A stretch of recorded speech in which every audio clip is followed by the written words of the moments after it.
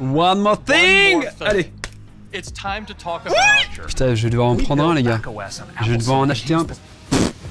Grosse douille, là. Hein.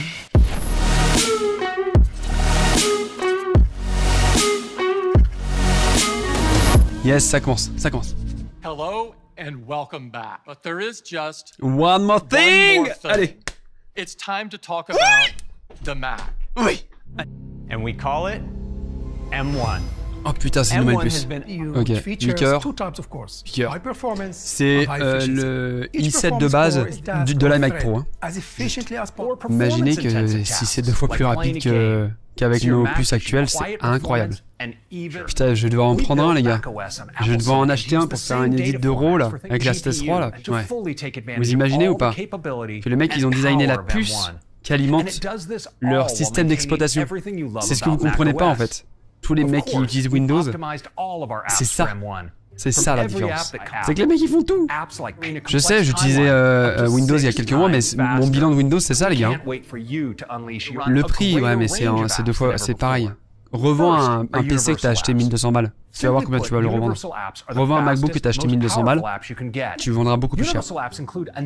Vous savez que Lightroom et Photoshop marchent mieux sur iPad que sur Mac. Je vous laisse imaginer le truc. Ils sont tellement dans le futur.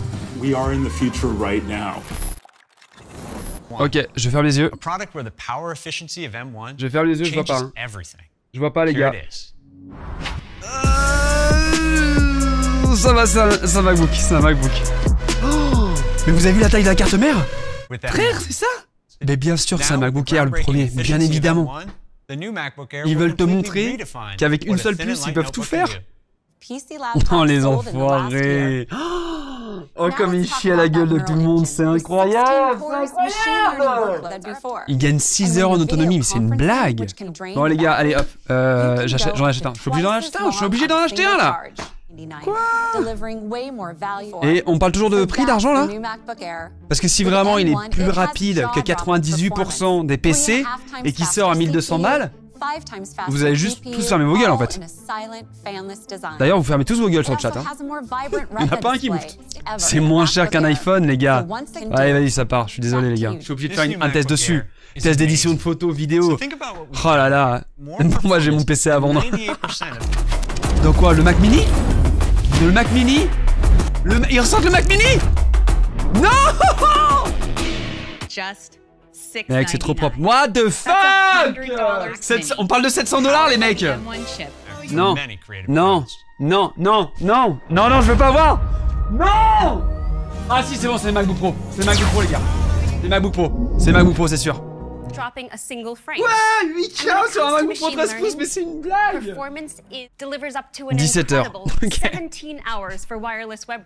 Ils ont réinventé les Macs en changeant cette puce. Bravo les gars, bravo, bravo, bravo, bravo, bravo. Eh les gars, c'était un bordel de malade hein. Donc, je vous résume la situation. Apple a tenu sa promesse de sortir les premiers Mac avec la puce sous ARM, donc Apple Silicon, ce qu'ils appellent Apple Silicon. Qu'est-ce que ça change? Tout. Parce qu'on connaissait déjà Apple qui fabriquait leurs OS. Ils fabriquent leurs Mac, mais les composants du Mac n'étaient pas entièrement à eux. Petit à petit, ça fait 10 ans, comme ils l'ont expliqué, qu'ils commencent à implémenter des puces à eux. Les puces T5 pour la sécurité, contre les Face ID, etc., et ta confidentialité, etc. Et là, ils ont vraiment développé en suivant le schéma iPad, iPhone. Et en fait, ce qu'ils font, c'est qu'ils ont créé une puce qu'ils ont appelée M1. Donc, ils ont décidé, en fait, d'implanter dans toute la lignée de leurs produits portables, entre guillemets. MacBook Air, MacBook Pro 13 pouces et Mac Mini. Donc ce qu'ils ont dit au début, c'est que quand tu avais une carte mère, tu avais ton processeur, ton GPU, ta RAM, tout séparé. En fait, ils ont fait une seule et même puce. Et du coup, ça te permet d'avoir une carte mère beaucoup plus petite. Donc d'avoir plus de batterie, plus d'espace pour rafraîchir. C'est-à-dire que ton MacBook Air a autant de possibilités CPU et GPU que ton MacBook Pro 16 pouces et ton iMac qui est 3 fois plus cher. Donc on va prendre un petit MacBook Air. Et si je pousse dans le test justement, je suis en train de me dire est-ce que je prends pas la version boostée un peu du MacBook Air. 16 Go de mémoire unifiée, putain c'est énorme. La mémoire unifiée, en fait, c'est une mémoire qui est dans le processeur. En gros, la puce M1 possède la RAM. Elle a tout dedans. D'accord? Elle a tout. En fait, c'est ça la politique d'Apple. Ils vous laissent de moins en moins le choix. Ok, donc on a une machine à 2000 balles quand même. 230 €, 8 Go de plus. C'est vraiment du foutage de gueule par contre, c'est hallucinant. 999 en France, il start à 1129 quand même. Hein.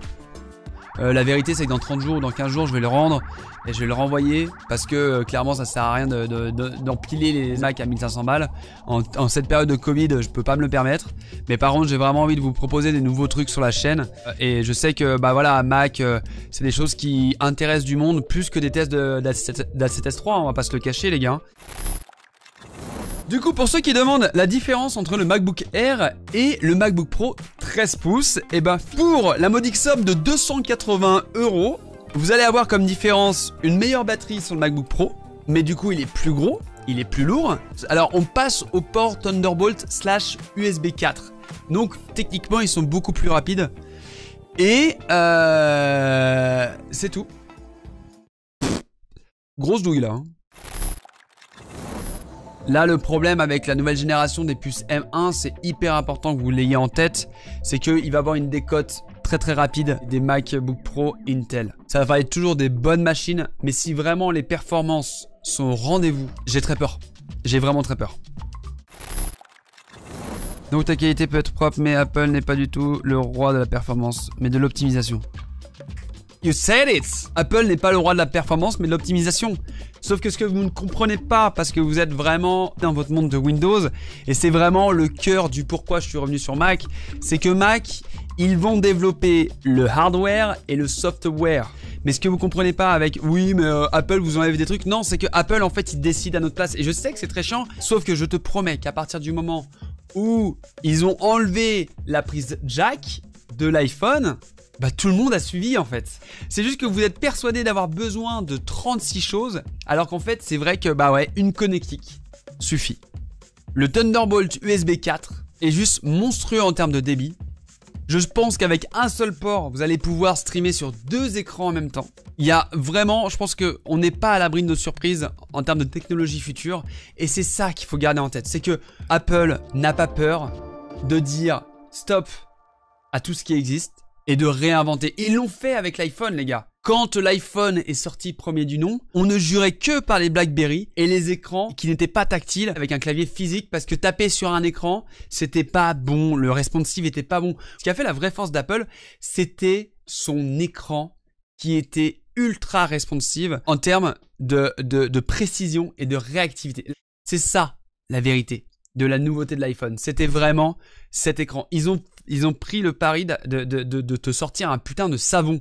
C'était une savonnette l'iPhone 1, vous vous souvenez quand même, c'était doux rond, ça glissait de partout, il y avait même pas la 3G, c'était que de l'Edge. Il se disait, en fait, on va changer la manière de consommer et tu vas beaucoup être plus en Wi-Fi que en Edge. Et à l'époque, la 3G était vraiment pas développée de ouf. Là, ils changent. Bim, ils mettent la 5G alors qu'en France, on l'aura pas avant fin d'année, début, milieu d'année prochaine.